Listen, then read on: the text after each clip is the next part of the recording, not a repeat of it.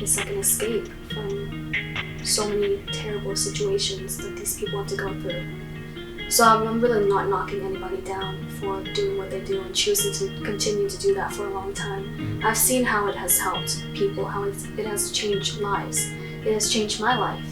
So I'm not knocking it down in the least bit, but this is just a stepping stone personally for me and all of my close friends who are also exotic dancers. I have a friend, she wants to be a professional choreographed dancer for the big names, like the royal family. Yeah, okay, alright. The team that choreographed Rihanna's Yep. Super Bowl. Yeah. She's working towards that. She's a phenomenal dancer. Yeah. She inspired me to actually want to do that too. Yeah, that's awesome. Yeah, she's my best friends for like 3.5 years now. Mm-hmm. We know each other more than anything. We're the closest we've ever been ever since we started dancing at the same time. It's so funny, the night that I was at the club, I called her, I'm like, I'm freaking out, dude. I don't know what to do. I don't even know I'm gonna get in. Let me just calm myself down with a little liquid courage. And she was like, you're gonna get in. And I did get in. A week later, she called me, she's like, I think I'm gonna start dancing too. You're kidding, that's awesome. Yeah, and she auditioned, she got in, and we're in the same journey together. Yeah. We text every day, after every weekend, asking each other how work went, update each other and everything, what new information we found out about the club, what information we found out about how we can level up our hustle, that sort of stuff. You know how this earlier, I told you about the story of how whenever I go dancing at a club or go out party, people said I could dance and I know how to move and express my body. She was one of those people that told me that. That's awesome.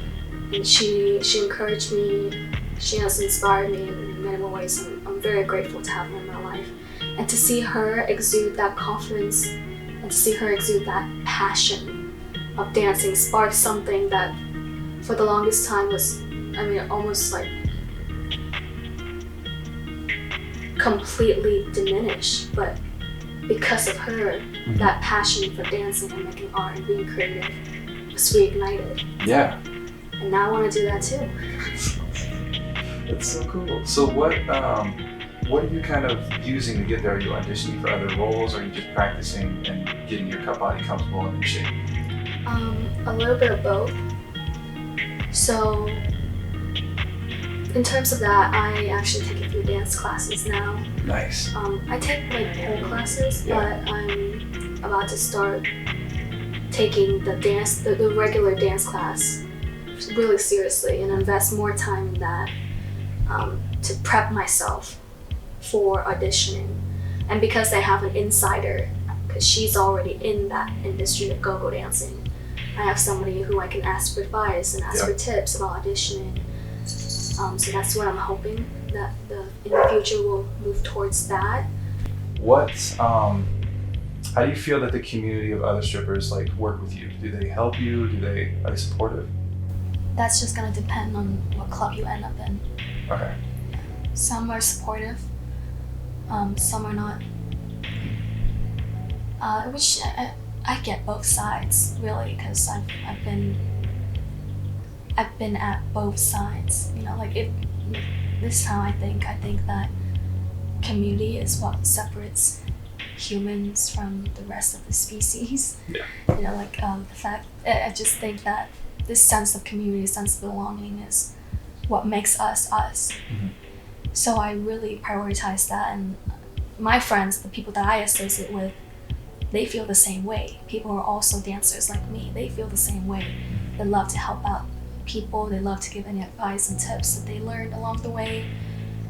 Sometimes really you can make friendships inside the club and transfer that outside, because it's a beautiful journey that you're both going through. It's a hard and beautiful journey that you're both going through. Other times, people don't like the fact that if you're new especially, they don't like the fact that you're in their club. Yeah. right? Because it's competition. Exactly. It's a very competitive industry. Everybody's out literally for themselves. They don't need more competition is what I'm trying to get at. Yeah, I've heard of some not so pleasant stuff about girls not liking new girls, all that stuff. Do they sabotage? I know I've heard stories of them like walking up and taking a client. Do they do stuff like that? Have you seen that? I've seen it, yeah. Okay. It's I've seen it at all the clubs that I've worked at. It's gonna happen once or twice. Now there's a difference. If the customer directly is looking at you and showed interest and wants you over and called you over while he's on stage, you're allowed because that's what the customer wished to do. Yeah.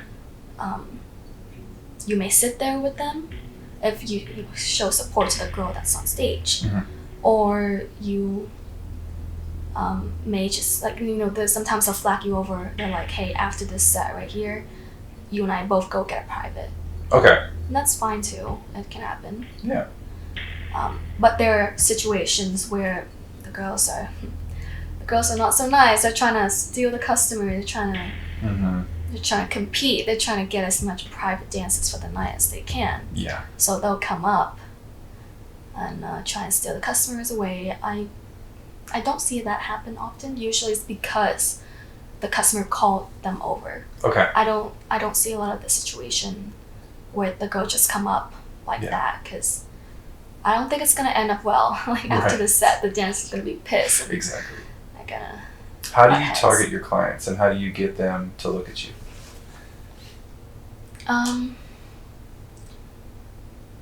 For dancers, you probably have heard of stage presence. Mm-hmm. That is one of the first things they're gonna teach you. Like, be captivating, be seductive. The rest is really just based on the individual customer's preference. No matter how much you try, and this is just the reality of being at the club. Guys have different fantasies. They go for different types of women, and they only go for what they go for.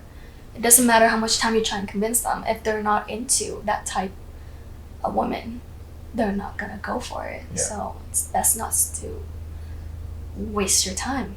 It really is. If you can try, it's always good to always keep a positive mindset and try every customer if you can, but you don't want to do that too much because they're gonna figure out, the customers, they do look around. They're gonna think that you're desperate. Okay. That's for one thing. They do notice. And then it's just by the end of it, after you start talking to like 15 different guys and they all turned you down, it's not gonna be great on you mentally either. Yeah. So sometimes you just kind of have to wait for them to come up to you or look around and see who's eyeing you, because that's them showing interest, and then go from there. So that's just it. You never know. You never really know what guy is into what stuff. Okay.